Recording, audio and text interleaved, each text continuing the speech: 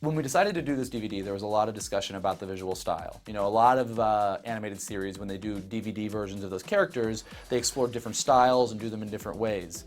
We kind of felt like since we were taking them to such a different place, we wanted something that really kind of still made it feel like home, visually.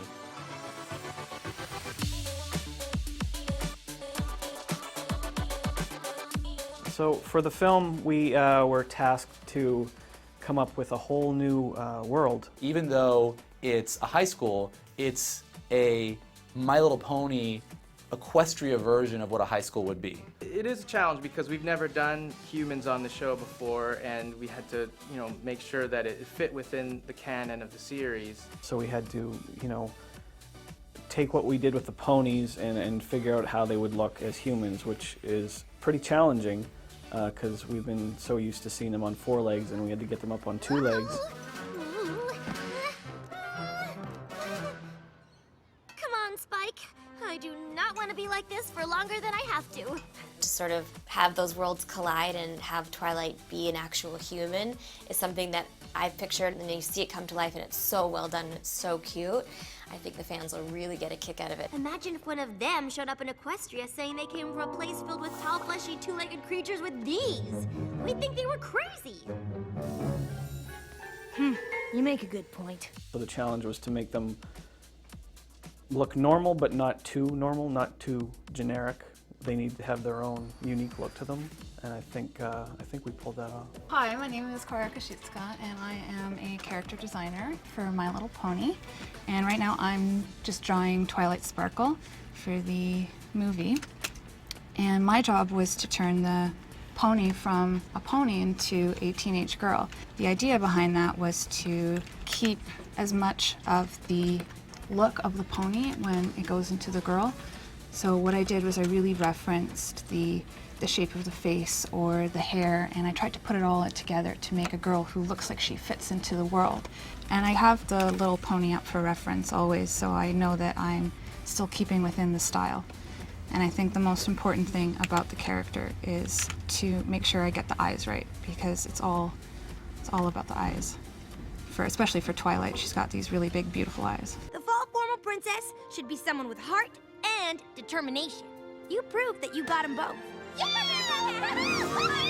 We wanted our world to hook up with Ponyville, but it also had to be unique and have its own look, because we're recreating this whole universe. Even though it's an alternate universe to Ponyville, it needs to hook up together. I'm sure that Studio B will be throwing some things in the background there that when people, pause, they will be catching lots and lots and lots of things. They're very good at throwing in stuff for the fans to find. Our background artist would put a lot of little cues that were in our Ponyville backgrounds, like curly cues, and a lot of the Canterlot architecture we used in the school.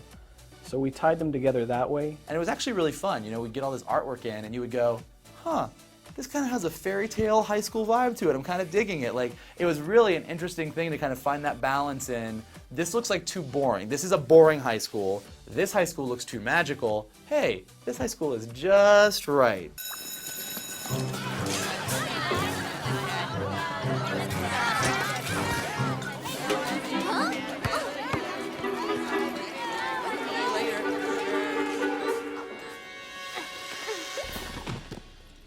Whoa!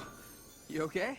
We had become so accustomed to drawing things at a certain proportion as far as doors and windows and things, and to kind of go in there and draw in kind of the same style but adjust everything to work with taller characters was a bit of a challenge. And just the idea of modernizing everything, because we were used to drawing things, props and tools made out of wood and iron and things, but now we had these options to do high-tech things, cell phones, so we had to kind of train ourselves not to draw in that old style, but to kind of, adapt to the new world.